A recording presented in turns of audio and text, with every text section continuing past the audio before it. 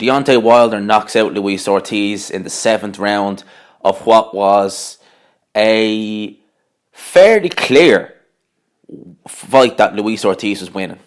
I want to say decisive, but Luis Ortiz, he was definitely outboxing Deontay Wilder, and the scorecards certainly reflect that.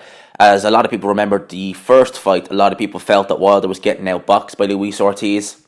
A lot of people felt that the round that Wilder knocked Ortiz down in the 6th were the only really rounds you could give to Wilder, but I think all the judges had him winning the fight by the end of it. So this fight, they all had Ortiz well ahead. I think the only round you can give to Wilder would be the 6th. And even then, Luis Ortiz still landed some good shots. Ortiz was slower in this fight by the looks of things. He didn't appear to have, as much speed as he did in the first fight. And, obviously age plays a big part in that. He is older. He's listed at being 40 years old, but we might maybe add maybe 3 or 4 years on top of that. So Ortiz definitely looked slower, but his boxing seemed fine. He was, getting the jab working. He was landing some good hooks, and he was landing on Wilder. People, I remember back in the day, people looked at that fight that Deontay Wilder had with that guy in the amateurs, the Russian fighter who knocked him out 10 years ago. And they look at that fighter where he fought that 400-pound guy. What was his name? Dustin Nichols or something like that. Where he tripped. You can go back. That video's on YouTube. He tripped in that fight. He wasn't knocked down. And people are like, see, this guy's got no chin. The minute anyone with remote power lands on him, he's going down. Well, he's been hit by Stavern, who's a decent puncher. He's been hit by Ortiz several times, decent puncher. Fury, not exactly the biggest puncher in the world, but still, his punches don't tickle. And Wilder's never shown he's been hurt, but he's never gone down, We've seen Tyson Fury in there against guys like Nevin Pikic and Steve Cunningham, who don't hit near as hard as a Luis Ortiz, and he's been down.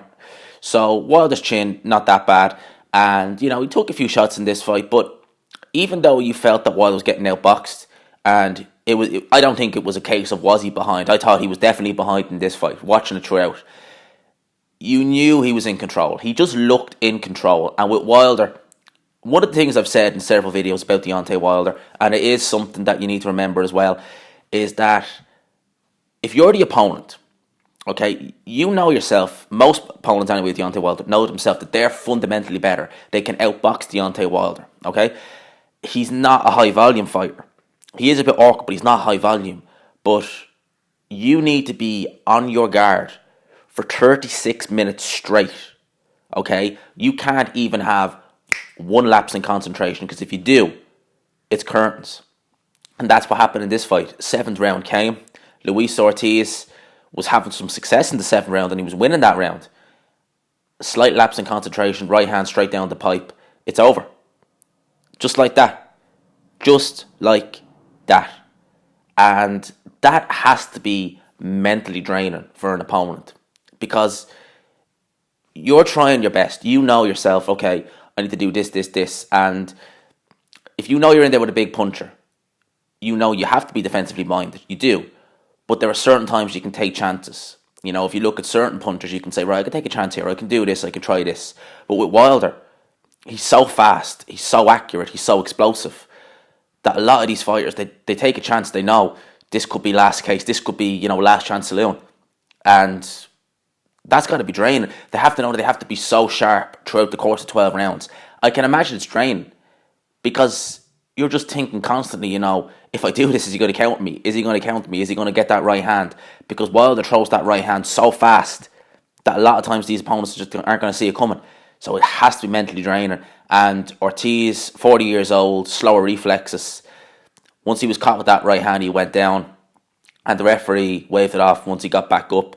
I think the referee done the right decision, waving it off. Now, some people said the count was at 10. Whether it was or not, I just saw the referee wave it off. So Ortiz gave a good account of himself, made some decent money, because I think he was to get a couple of mil for this fight, if I'm not mistaken.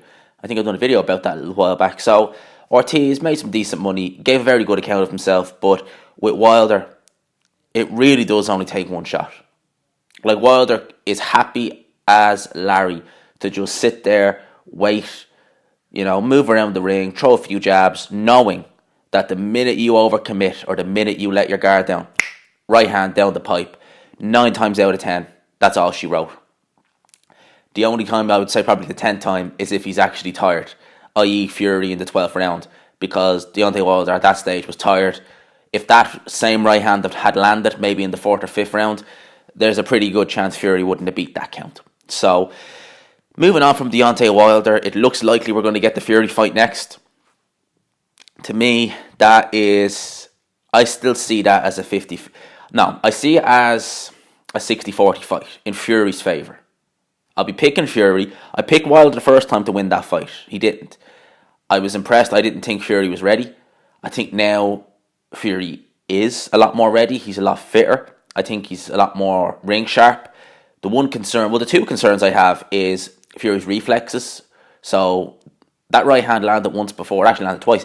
The right hand landed once before. It can happen again. And obviously the scar tissue with the cut. And Wilder, being a very vicious man, as most big punchers are, he's going to target that eye. He's going to target that eye. He's going to know there's scar tissue there. He's going to target that eye, and he's going to try and bust that eye up and force a stoppage like that. So, those are my thoughts on this. Like I said, it was a decent little fight to watch. It didn't catch fire, but we always know with Deontay Wilder, it doesn't need to catch fire.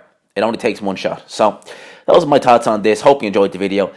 Like the video if you did. Subscribe for new. And of course, I will talk to you after.